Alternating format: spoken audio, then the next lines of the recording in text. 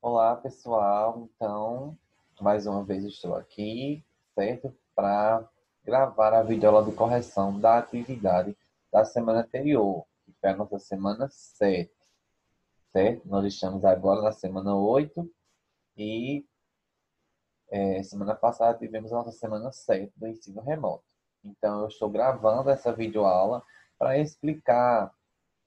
Então, eu espero que vocês assistam essa videoaula, certo?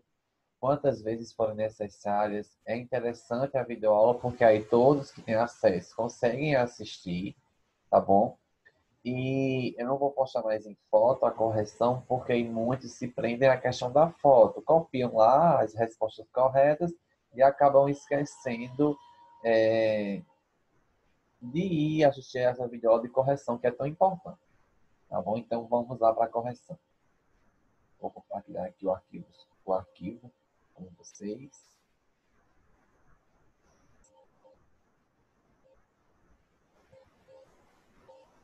E aí vocês podem assistir, né? Vocês vão tentar tirar as dúvidas de vocês.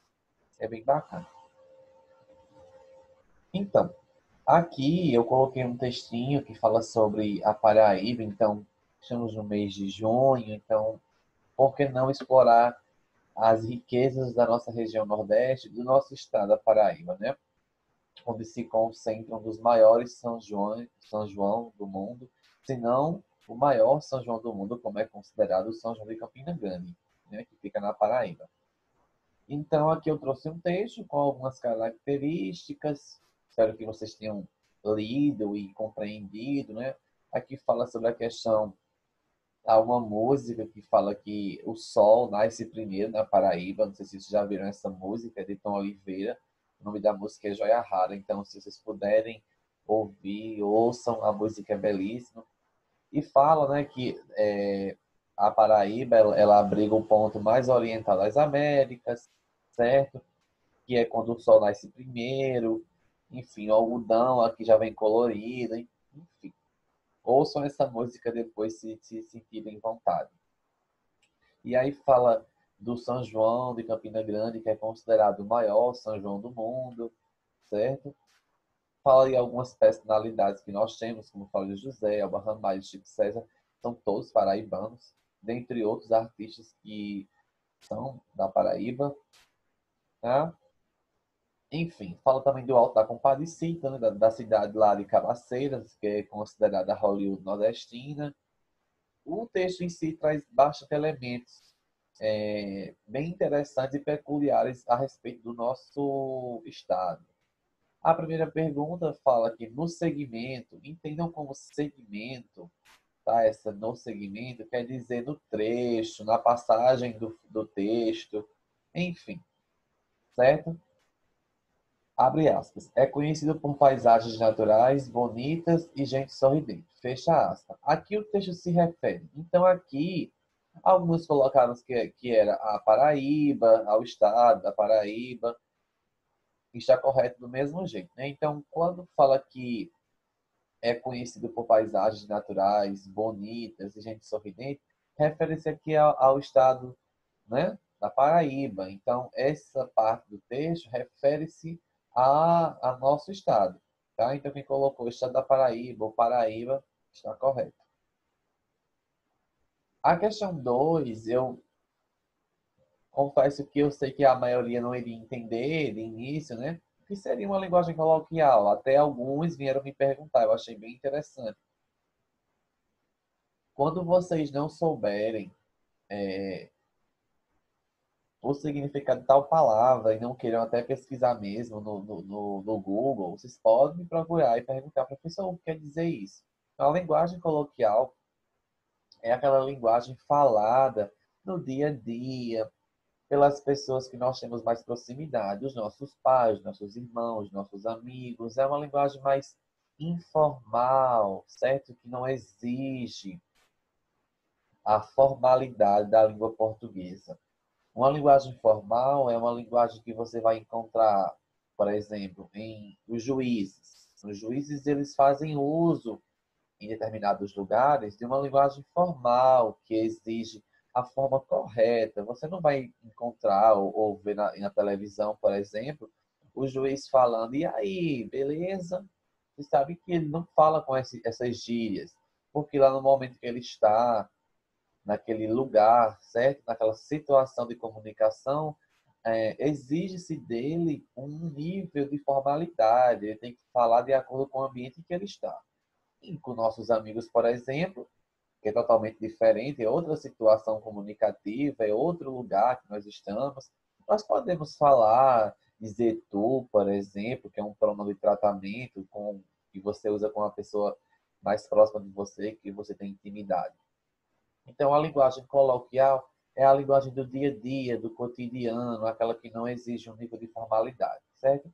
E a linguagem formal é aquela que exige de você um linguajar, digamos assim, uma linguagem mais formal mesmo. A palavra já diz, né? Linguagem formal requer que você tenha conhecimento, use a língua portuguesa de forma correta, né? No sentido do que ela pede, tá? E a linguagem coloquial, eu posso falar, por exemplo, na internet de forma escrita, nós usamos muito essa linguagem do cotidiano, né? O internetês. A gente coloca VC, TDB, não é? Fica abreviando. Então, é uma linguagem que naquele momento, naquela comunicação que nós estamos tendo, ela é permitida, certo?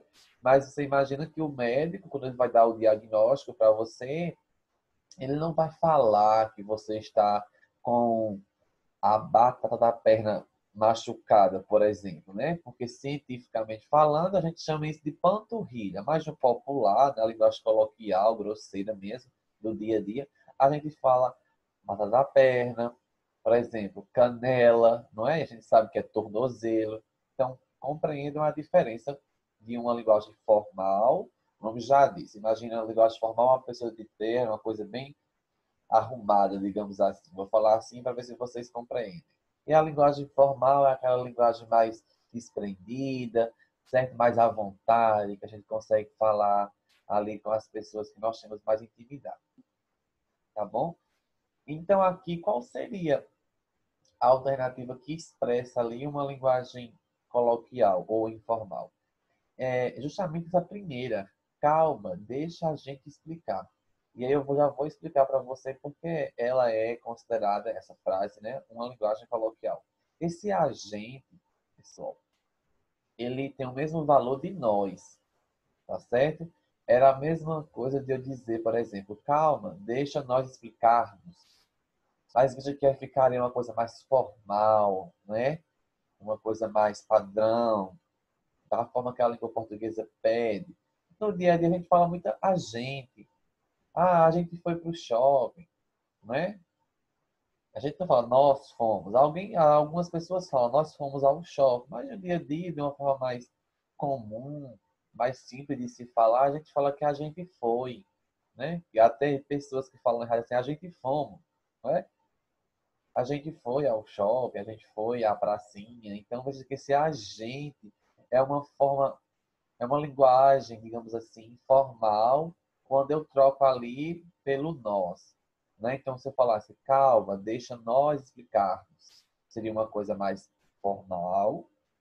E quando eu falo, calma, deixa a gente explicar, é uma coisa mais informal, certo? Que eu estou falando ali com uma pessoa que eu tenho mais uma intimidade. Compreendem?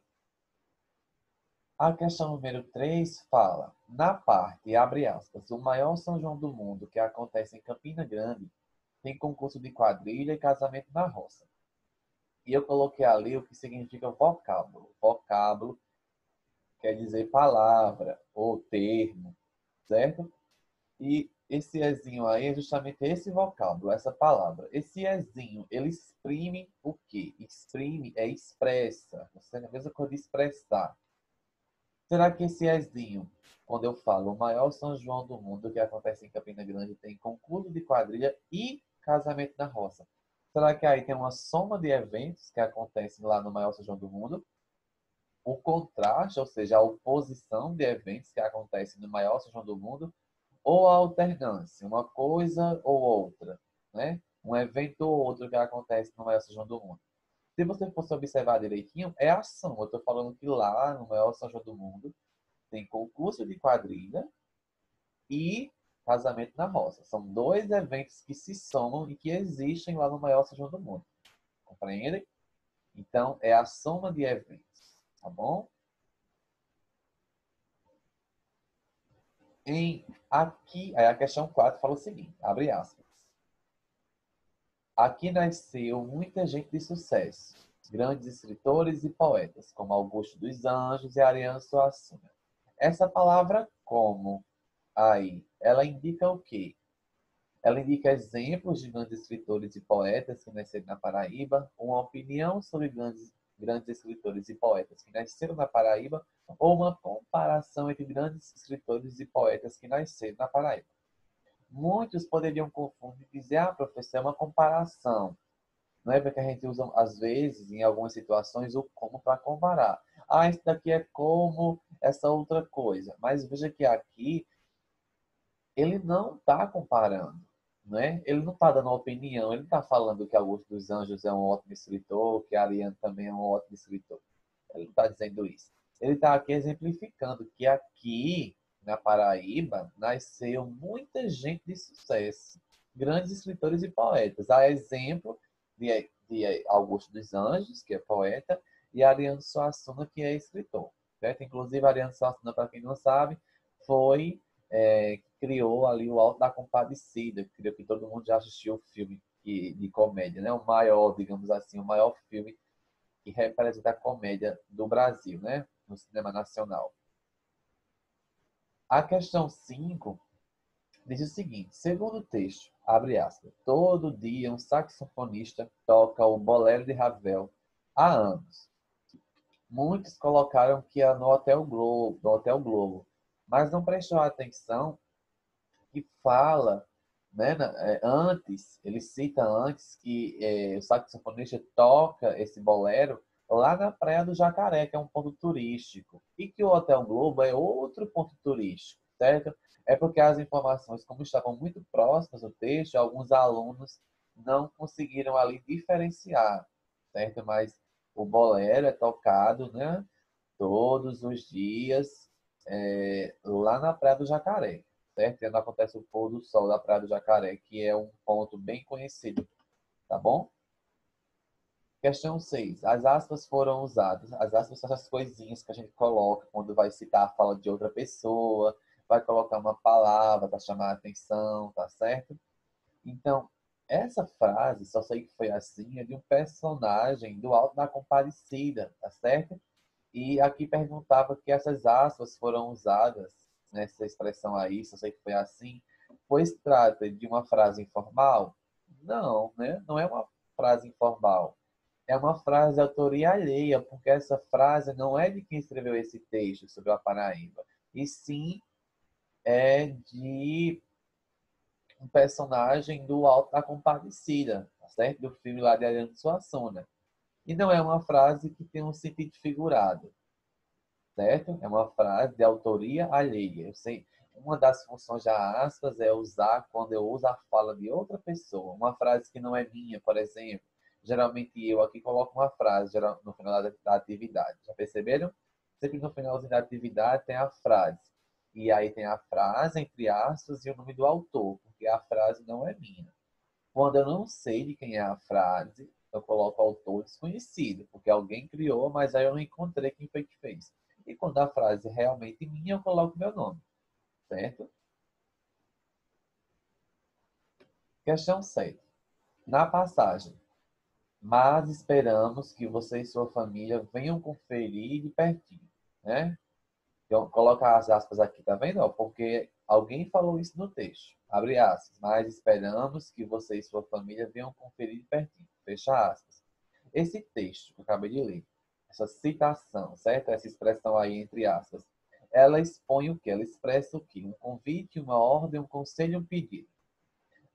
Pode, né? A gente já pode eliminar. Não é uma ordem, não é um conselho. Então ficaria duas aí. Um convite e um pedido. Observe que aí ela se assemelha mais a um convite, mas esperamos que você e sua família venham conferir pertinho. É um convite, né? Feito pela pessoa que escreveu o texto, para conferir o São João da Paraíba. Na parte de gramática, ainda trabalhando na flexão, nós focamos bastante na flexão de gênero, não é? Que eram os substantivos comuns de dois gêneros, sobrecomuns e epicênios. E a gente está trabalhando também a questão da flexão de número. Então, aqui eu pedi para vocês darem o plural das palavras de acordo com os exemplos, certo? Todos conseguiram fazer perfeitamente. Uma única observação é que algumas palavras, pessoal, quando elas sofrem flexão de número, certo? Elas recebem acento, como é o caso de carrossel, que fica carrosséis, lençol, lençóis, caracol, caracóis, papel, papéis. Então, essas quatro palavras aí, elas recebem um acento agudo, tá certo? Quando elas sofrem essa flexão, essa mudança de número, do singular para o plural.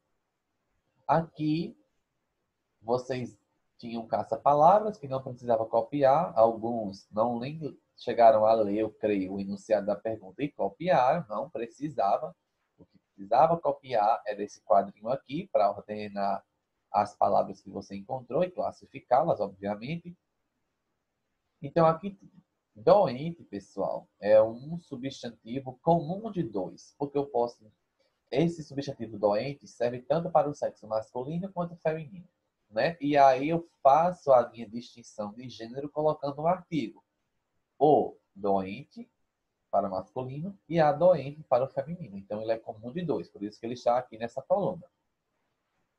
Alguns confundiram e colocaram pianista. Não tinha a palavra pianista no caça-palavras. Tinha alpinista. Alpinista, certo? É um substantivo comum de dois, porque eu posso falar o alpinista e a alpinista. O substantivo alpinista serve para os dois gêneros. E aí, para fazer a distinção, perdão, eu coloco um artigo, tá certo? Para fazer ali a diferença de gênero. Esportista também é comum de dois, porque o substantivo é comum para os dois gêneros, como o próprio nome já diz. Mas aí, para fazer a distinção, eu coloco a esportista, no caso, sexo feminino, ou esportista, sexo masculino. A gente, alguns colocaram só a palavra gente, mas é a gente, que equivale a nós fôssemos usar, certo? Na linguagem formal. A gente é comum de dois, porque eu posso dizer, gente, entendam que a gente aqui, certo? Quando eu falo a gente junto, eu me refiro ao agente da polícia, ao agente do FBI, ao agente de saúde, ao agente de combate às endemias, certo? Esse agente aqui, certo? É diferente, totalmente diferente desse agente aqui.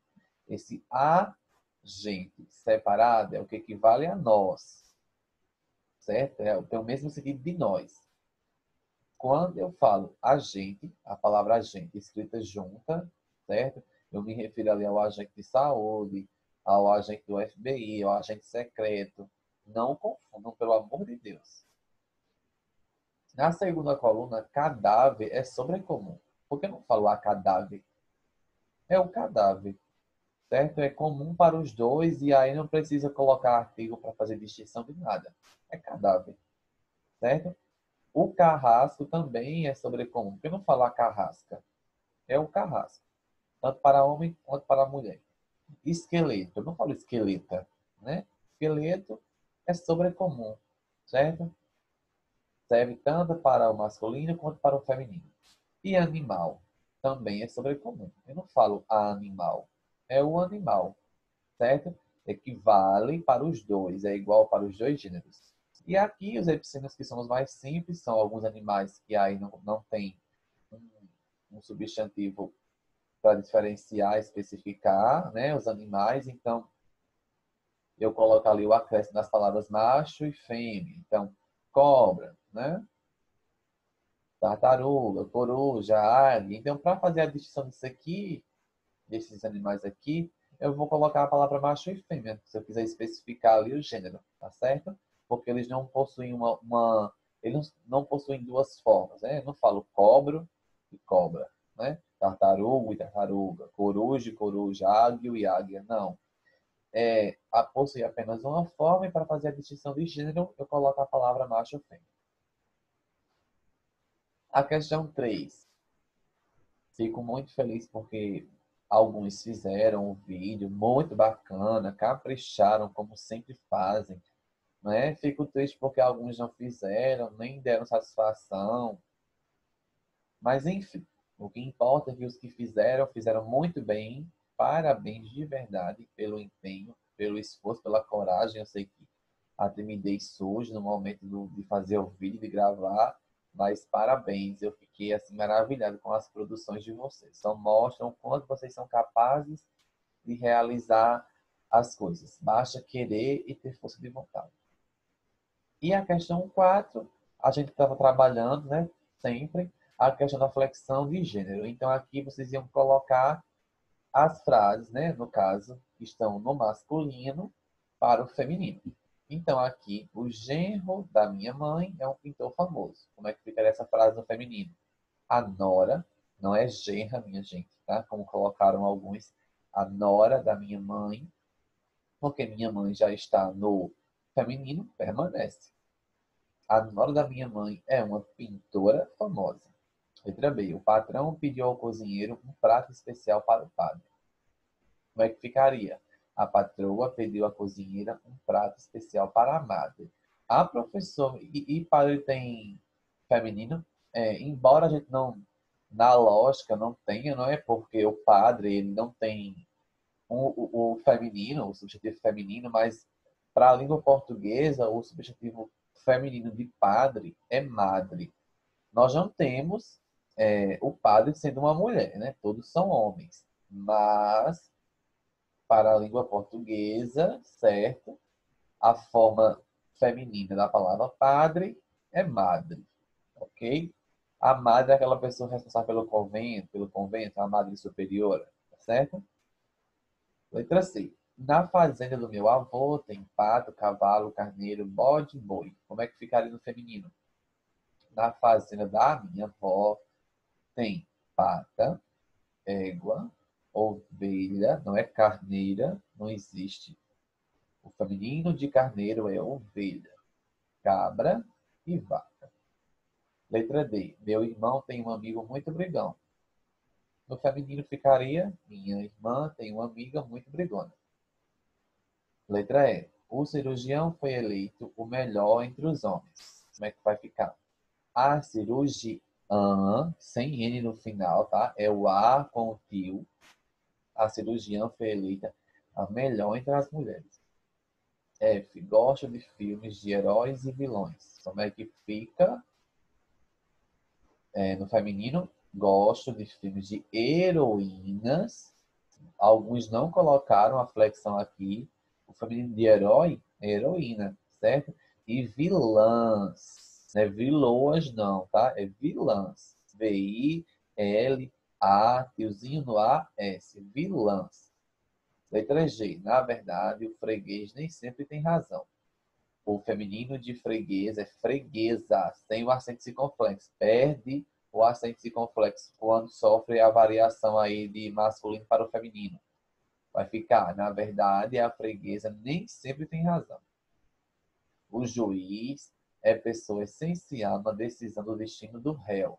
A juíza é pessoa essencial na decisão do destino da ré. O feminino de réu é ré. Não é a ré do carro, não. De andar para trás, não. Certo? É ré mesmo. No caso, o feminino da palavra réu. Certo? Réu masculino, ré feminino. O valentão foi homenageado como campeão da maratona. Então, como é que ficaria a frase? A valentona foi homenageada como a campeã da maratona. O tabelião, para quem não sabe, é aquela pessoa que trabalha no cartório, tá certo? O tabelião assinou todos os papéis necessários. Como é que ficaria a frase, professor? A tabeliã assinou todos os papéis necessários. Letra K. O cidadão busca defender seus direitos cada vez mais. Como é que vai ficar essa frase no feminino? A cidadã busca defender seus direitos cada vez mais. Letra L. O português visitou vários estados do Brasil. No feminino, a portuguesa perde o acento também, circunflexo, tá certo? A portuguesa visitou vários estados do Brasil. Então é isso, pessoal. E aqui eu coloquei aquela frase que não é minha, tá vendo? Olha, é uma citação, olha as aspas no finalzinho, tá vendo? Não é minha, então eu não posso, é uma citação. Eu peguei de algum lugar. Como eu não sabia quem era o autor, coloquei autor desconhecido, porque ele existe, mas eu não sei quem é, não consegui encontrá-lo. Então, a frase dizia o seguinte: tire alguns minutos de silêncio e olhe para os lados. Se observar com atenção, vai encontrar muitos motivos para sorrir e agradecer. Então, que vocês, nesse momento que nós estamos passando e vivendo, que vocês possam tirar proveito das pequenas coisas e agradecer sempre pelo dom da vida, pela saúde, pelo alimento, tá certo? E é isso. Espero que vocês façam a correção direitinho no caderno de vocês, com paciência, observando onde errou e onde pode melhorar. Tá bom? Fiquem todos com Deus, todos em paz e qualquer coisa estou por aqui. Até breve, viu, pessoal?